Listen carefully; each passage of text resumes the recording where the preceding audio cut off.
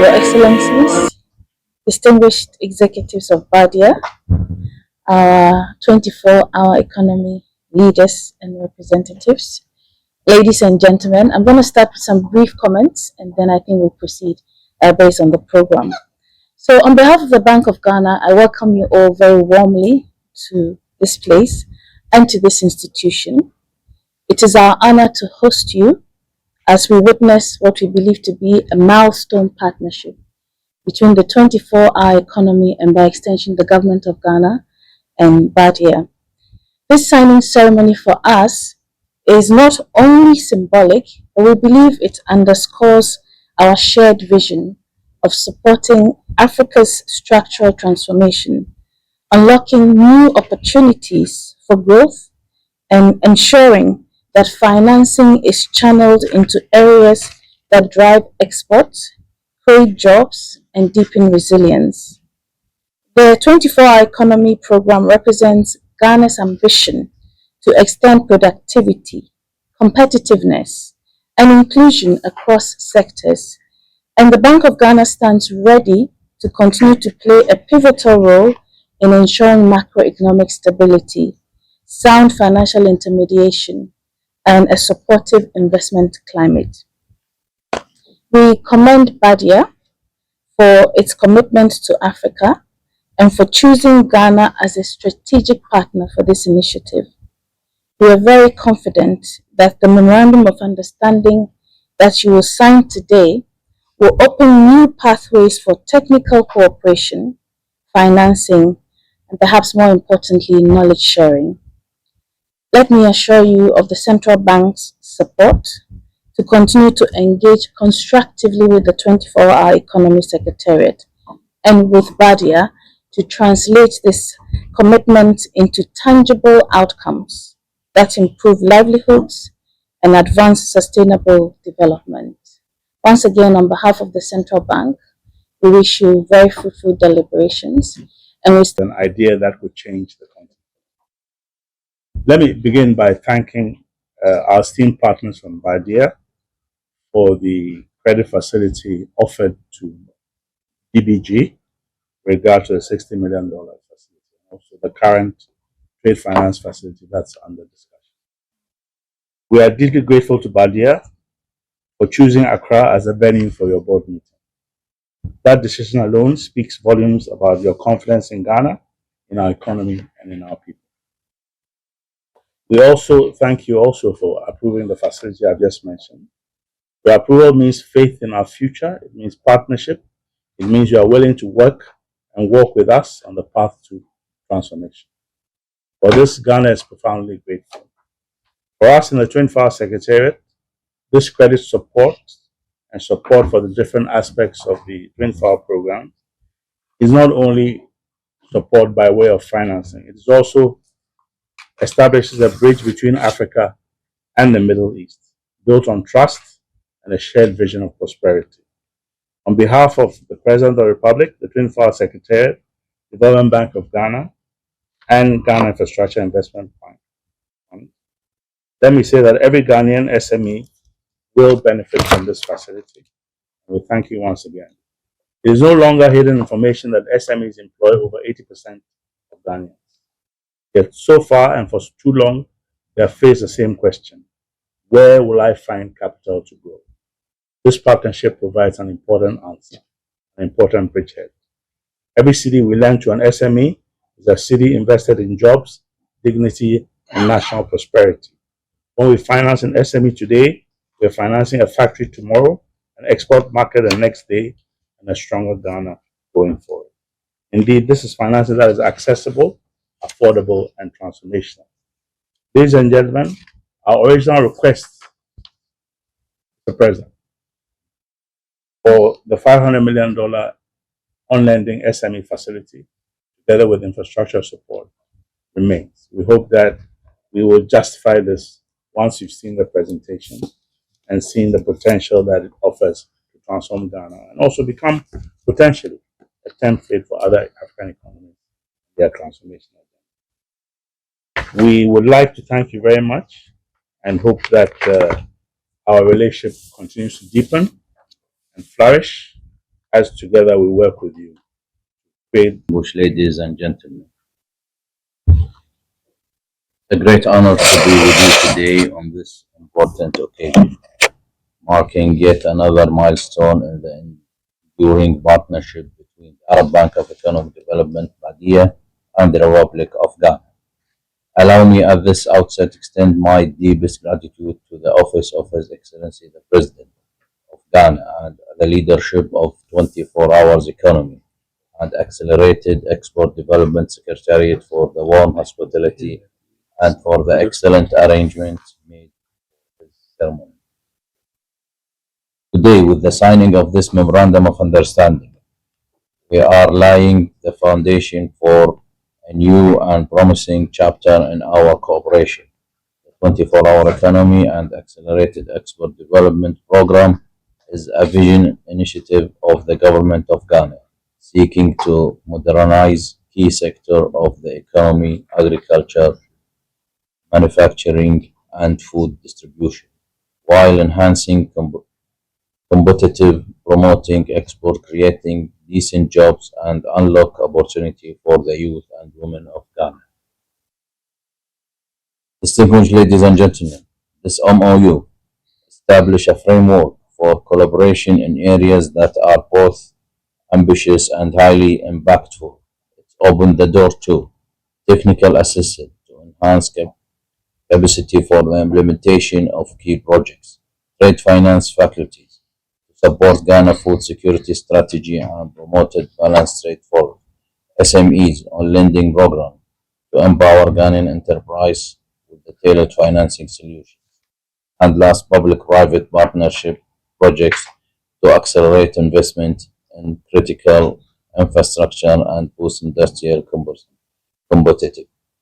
All of these issues, it will help to create a lot in the new jobs for the Ghanaians. Allow me once again to reaffirm Badia's unwavering commitment to Ghana. Our banks stand ready to work hand in hand with 24-hour Secretary, the Ministry of Finance, and other partners to translate this MOU into tangible outcomes. Together, we will scale up investment, expand opportunity, and build a strong, more inclusive, and more competitive Ghanaian economy. I am confident that this collaboration will serve as a model for innovative Arab-African cooperation, inspiring similar partnership across the continent.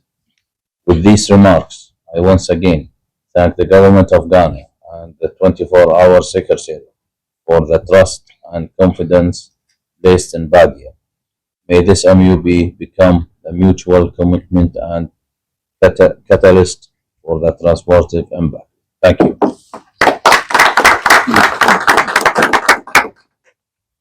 Thank you very much, Your Excellency.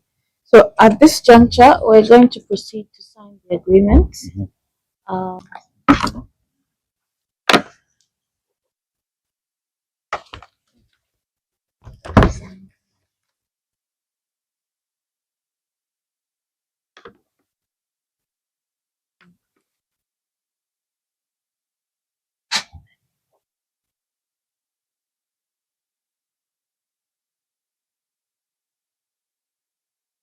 Wow.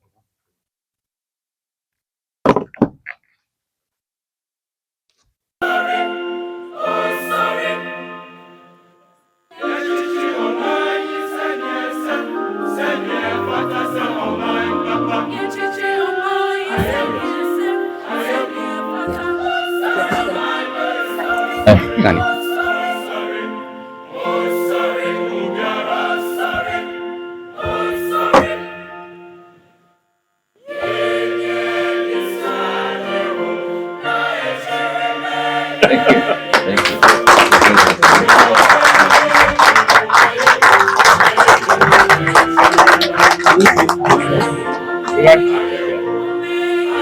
Thank you.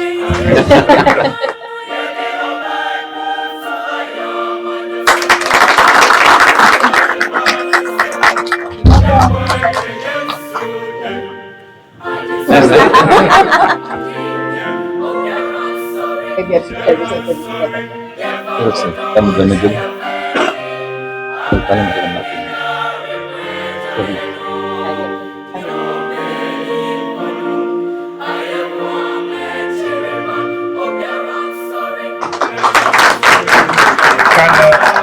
Can DBG and gift Ghana?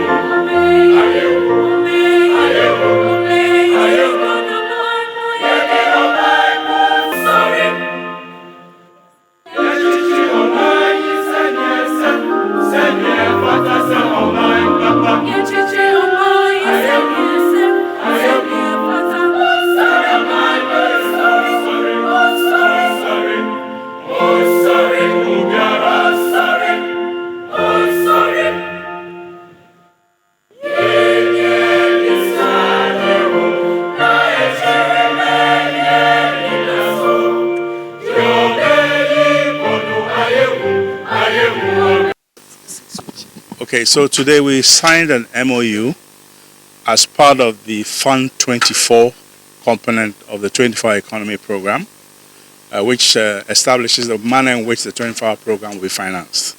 And as you recall, we signed an earlier MOU with the African Development Bank. Today we've signed an MOU Africa, and basically the idea is also to source funding within their funding windows, which addresses infrastructure, SME finance, agricultural value chains, and also human capital development.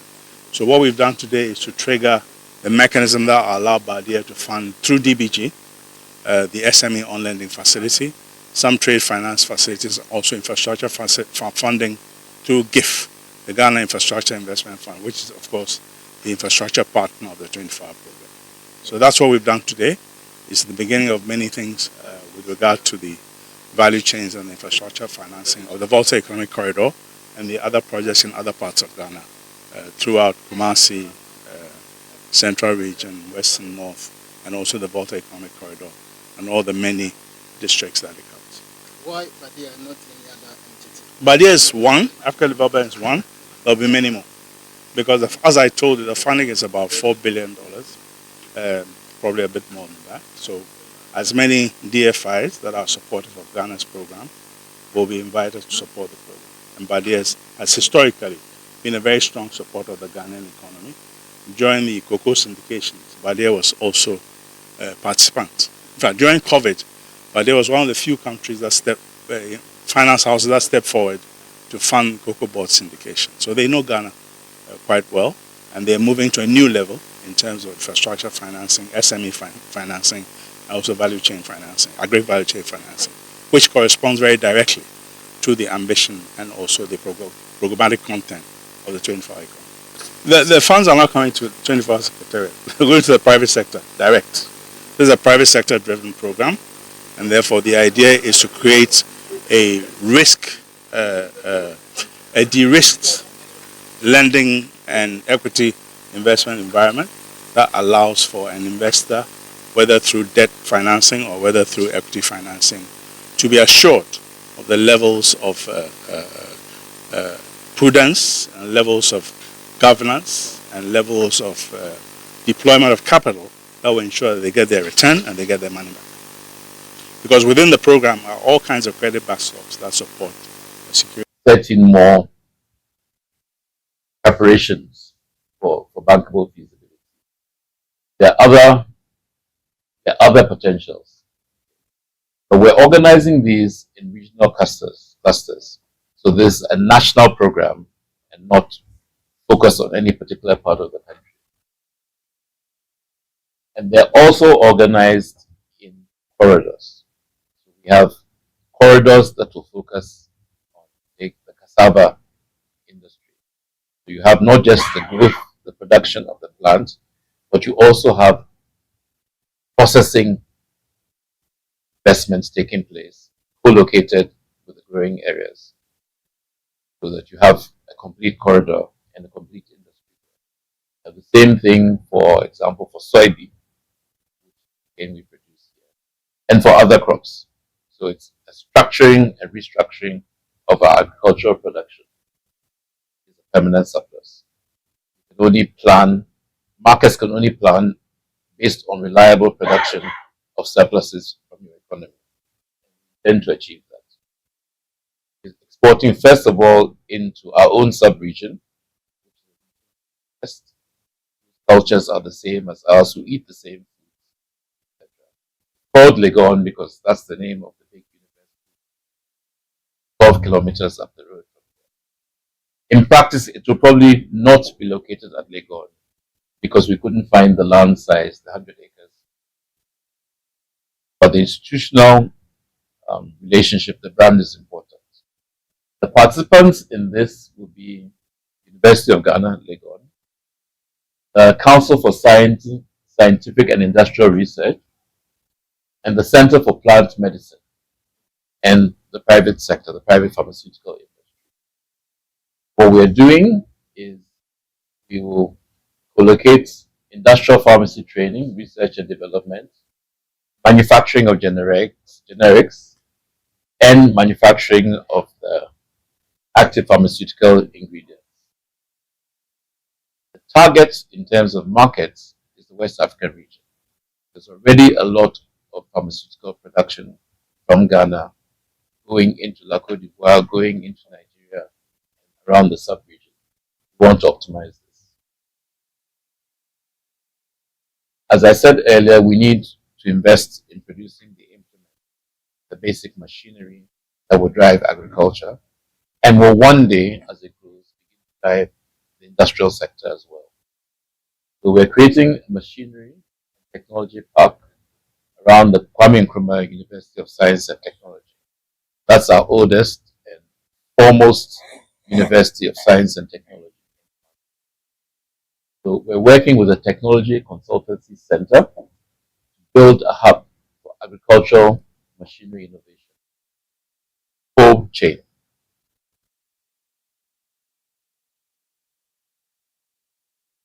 Details, I'll skip. Then we're also looking, there's an airport in the northern part of Ghana called Tamale that actually has the longest runway of the airports in Ghana. It is also the northernmost airport, which has 4 or 5 hours flights to the markets in Southern Europe, Western Europe, which has good access to markets on the east coast of the US, and also good access to the Middle East and beyond.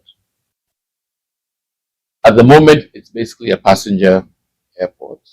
We want to build in cargo terminal, especially for fresh fruits, fruit and vegetables. Because Tamale also sits in the middle of our major bread basket. So a large part of the fruit and vegetable potential literally surrounds this airport. So we want to structure things so that we have the capacity at Tamale to export this stuff to West Africa, to North Africa, Europe, America, the Middle East. Then the centerpiece. All of these projects will find expression in the Volta Economic Corridor. They exist in all the 16 regions of the country, but there will be a concentration around the Volta Economic Corridor. What is the Volta Economic Corridor? It is this lake. This is the map of Ghana. This lake, largest man-made lake in the world by surface area. The Karim Lake in Zambia has more water in it, but by surface area, it's the largest man-made lake in the world. It was developed by the First Republic, Kwame Nkrumah. 61, started in 61, the dam filled up by 65. And it has been the anchor of our electricity system in Ghana, but also for La Côte d'Ivoire, for Lomé, for Burkina, since the 60s. We have provided electricity to our neighbors. We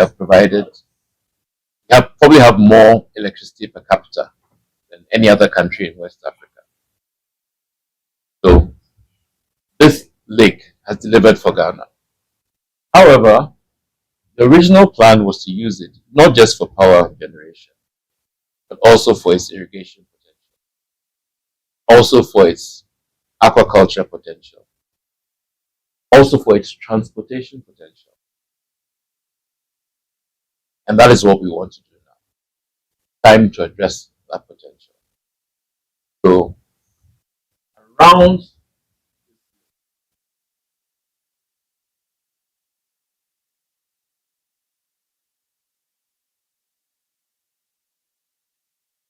there's 8,000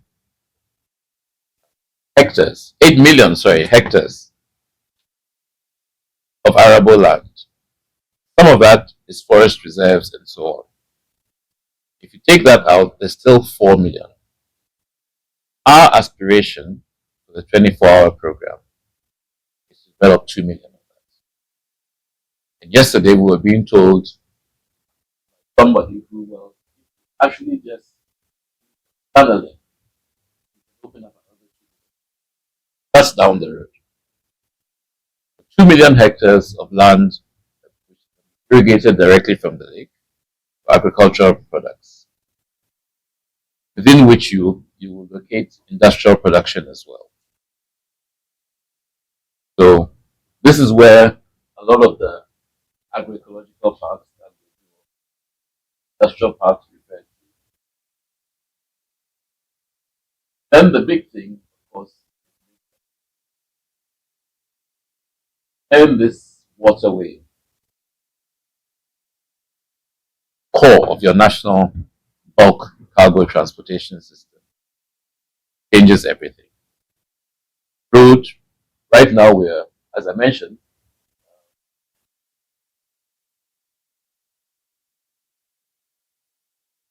that's in the center of major breadbasket. That stuff is being sent down south by road. Water transportation is 1/8 of the cost of road transportation.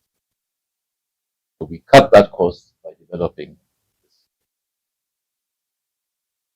At the time it takes to move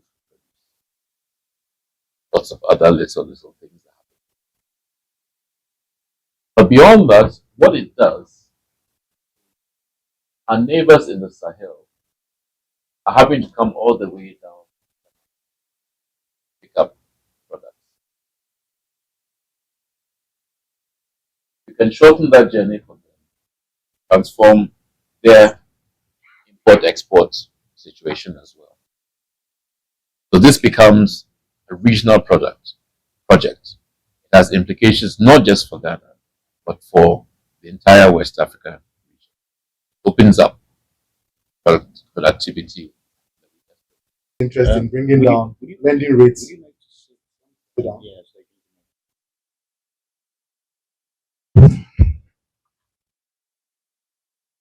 The governor of the central bank has expressed his strong interest in bringing down lending rates. And this was actually before we had envisaged what we expect the rates to be for SMEs in particular to be able to then do the kind of work that leads to economic transformation. So this is also one of our key guiding posts in how we are designing the financing for SMEs to be able to then access credit. This diagram essentially represents everything for financing the 24-hour economy program. And at the top of this is the big push, which is the president's agenda to close the very wide infrastructure gap that currently bedevils the economy. And so, another big push, we have the secretariat that is supposed to we are ensuring that the economy moves into a higher mode of productivity, efficiency, and then into accelerated export development. We are doing this together with Ghana Infrastructure Investment Fund, which by law is set up to mobilize capital and deploy it to finance infrastructure across the country. Now, the financing that we expect to raise would also be coming from DFIs and private investors. And these funds would be put in three large areas. So, first in the industrial parks, second in the agroecological parks, and then special purpose vehicles. And now, these special purpose vehicles, for instance, for this one is for the Volta Lake transport system, which is then to ensure that we can begin to cart a lot of goods across the Volta Lake. What we are then seeking to do with the financing is to now also invite private capital for manufacturing, for brick farmers, and then for water transport as well, and the lower end of the manufacturing chain. Now, together with the Ghana Infrastructure and Investment Fund, we are also going to be working very heavily with the Development Bank of Ghana. That is the vehicle also by law under which we want to then be able to disperse funds to SMEs. So the Development Bank is going to be warehousing the funds we'll be raising, and then these funds will be passed on to financial institutions, and these financial institutions will then go ahead to on lend to. In terms of the architecture itself, we don't just want to be lending, which has been the case in the past, lending directly to SMEs, and then allowing that process to then go through the various risks that would essentially be following these SMEs. So, key to what we want to do this time around is to bring up an aspect of the missing piece in financial institutions today, which is enterprise support organizations.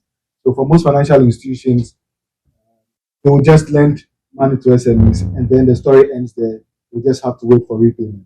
We want to introduce an aspect of working with SMEs where we sign up enterprise support organizations who then become monitoring arm of the program to monitor these SMEs, work with them to increase their capacity, and then to be able to build and enhance their ability to repay the debts that are billed to them.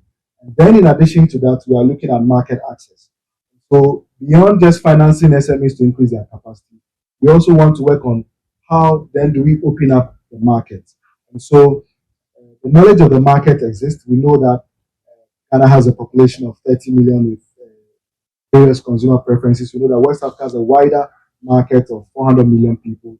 We also know that today there's another Africa continental free trade area. We could access a market of 1.5 billion people. But then we need to work together with organizations like the Export Promotion Agency to then be able to have a market access program that ensures that we can actually match suppliers with traders and wholesalers across the continent so that it does not become a case of we have been able to boost production, but we cannot actually have access. And I think we've seen an example this week where the president had to step in to actually allow the Ministry of Agriculture to place an order for thousands of crates of tomatoes that had been harvested and were almost getting bad on the farms to then be carted away into the pre-secondary school feeding system. And so, in that regard, market access also becomes a strong pillar which would allow the SMEs to then be able to produce efficiently and then to pass on these goods into the market system. What we have also sought to do here, especially in the area of agri, is to work with the farmers and organize them along the lines of cooperatives. Because once we have large agro parks and we have anchor farmers, we typically want to have outdoor schemes that ensures that these farmers also support the large production of agri produce. But in ensuring that funding can reach them and also minimizing the risk associated with agri lending, the Agro 24 program, for instance, is now going to be organizing these farmers into cooperatives. Most of these farms already have cooperatives, but they are not also structured along the lines of being able to obtain credit that ensures that they can scale. So that's going to be a very important aspect of what we are trying to then fund. And essentially, this diagram then captures all the funding arrangements that we are looking at under the 24 economic program. One of the key challenges that has remained in the economy has been the avoidance of risk by especially the investor banks. That has come as a result of they are unable to handle the challenges which a sector like agri poses. Over the years, we've seen the formation of the Ghana Agricultural Insurance Risk Sharing Platform, which is GESAL, which has allowed to minimize the risk that exists in the agri space. We see that the Ghana Infrastructure Investment Fund is also working towards setting up an infrastructure credit guarantee process that would allow investors the comfort to then be able to invest in financing infrastructure. Then there's ongoing work by the Development Bank as well on a guarantee scheme. So altogether, these guarantee schemes will play a role in how we ensure that capital that is invested into the 24-hour program is safe. And that is the key messaging that we want to also then pass on. Financing the 24-hour economic program actually comes with less risk because internally we are putting in the structures to ensure that the funding that is assessed or the funding that is drawn into the program will then have to go back to the investors when they are due. And that is essentially how we would be looking at financing the 24-hour program. From the collaboration that we have been exploring, essentially we have looked at how this is going to be implemented. There's an aspect of technical and financial support which we expect to come through. But essentially, on the technical assistance grants, this we believe would play a role in building the capacity not only of the secretariat but even for financial institutions as well to be able to then fully understand the Ghanaian economy and how we are able to use the funding for economic transformation. There's also a trade finance discussion that we've been having for some months now. We expect that that would come in to support food security to ensure that we can have the national buffer stock system running up again. And then for the SME on lending facilities, there's ongoing work in how we can actually even set up an online real-time portal that allows all the stakeholders to be able to, in real time, monitor how funding is streaming across the various sectors of the economy.